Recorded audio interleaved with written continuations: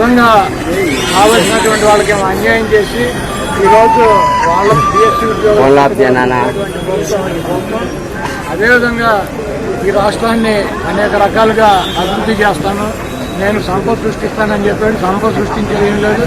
జగన్మోహన్ రెడ్డి గారు 3,50,000 కోట్ల రూపాయలు 5 సంవత్సరాలు అప్పు చేసి 3 లక్షల కోట్ల రూపాయలు ప్రజలకే సంక్షేమ కార్యక్రమాల ద్వారా అందిస్తే ఓకే గగ్గోలు పెట్టినటువంటి ప్రభుత్వం ఈరోజు 3,50,000 కోట్ల రూపాయల పైన ఈ 2 సంవత్సరాల్లో అప్పులు చేసి అంతా కూడా ఆ కాంట్రాక్టు ఈ కాంట్రాక్టు ఈ వర్క్ ఆ వర్క్ అని చెప్పి ప్రజల సొమ్ముని లూటీ చేసి దోచుకునేటువంటి కార్యక్రమం మరి చంద్రబాబు చేస్తున్నాడు.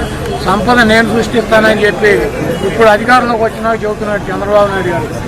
సంపద నేనుగా సృష్టించడం, సంపద సృష్టించడం అంటే పిల్లల్ని ఎక్కువ మందిని ఎవరికంటూ వాడు ఎక్కువ సంపద సృష్టించినట్టు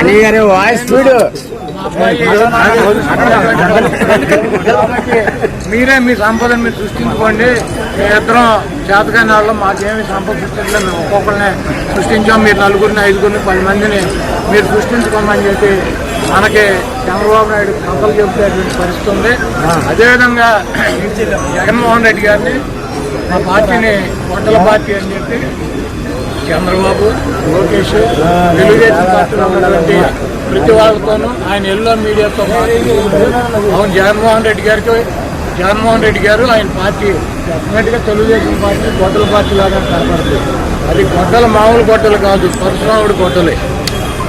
గతంలో మనం చూసాం చరిత్ర, గొడ్డలు ఎవరి దగ్గర ఉండేది? శివుడి దగ్గర ఉండేది. శివుడి చేతిలో ఇప్పుడు కూడా ఉంటుంది. ప్రతి మనం శివుడికి పూజ చేసే వాళ్ళకి తెలుస్తుంది. శివుడి చేతిలో ఒక చేతిలో గొడ్డలు ఉంటుంది, 2 దుర్గామాత చేతిలో, విఘ్నేశ్వరుడి చేతిలో గొడ్డలు ఉంటుంది. ఆ గొడ్డల్ని తపస్సు చేస్తే పరశురాముడికి ఇచ్చారు. ఆ పరశురాముడు ఆ గొడ్డలతో ఆ రోజు ఉన్నటువంటి రాజుల్ని చంద్రబాబు లాగా మతం ఎక్కి ముందు కలిసి ప్రజలను హింసించేటువంటి రాజుల్ని పరశురాముడు చంద్రబాబు నాయుడు గొడ్డలు మాకు అవసరం. ఈ రోజు చంద్రబాబు నాయుడు గొడ్డలతో సంబంధం లేకుండా ఈ రాష్ట్ర ప్రజలు 2029లో పరశురాముడి గొడ్డలు జగన్మోహన్ రెడ్డి గారికి అందించబోతున్నారు.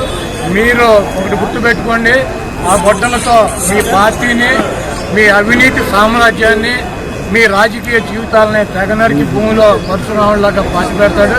డెఫినెట్గా జగన్మోహన్ రెడ్డి గారికి గొడ్డల పార్టీ లాగా, జగన్మోహన్ రెడ్డి గారి విశ్వం లాగా మీకు కనబడతాడు. దాంట్లో తప్పులేదు, మీ కర్మ. మీరు చేసినటువంటి పాపాలకి, మీరు చేస్తున్నటువంటి అబద్ధాలకి, మీరు చేస్తున్నటువంటి 420 కార్యక్రమాలకి డెఫినెట్గా జగన్మోహన్ రెడ్డి గారు మీకు గొడ్డల్లా కనపడుతున్నా. మీకు మోడీ మీ మీడియాకి లేదు. అది పరశురాముడి గొడ్డలు తప్పకుండా. ఆ పరశురాముడి గొడ్డలి 2029లో ప్రజలు జగన్మోహన్ రెడ్డి గారు చేతికిస్తారు. ఆ ప్రజలు ఇచ్చినటువంటి గొడ్డలతో మీ అవినీతి సామ్రాజ్యాన్ని పోకుండా వెళ్తున్నారు.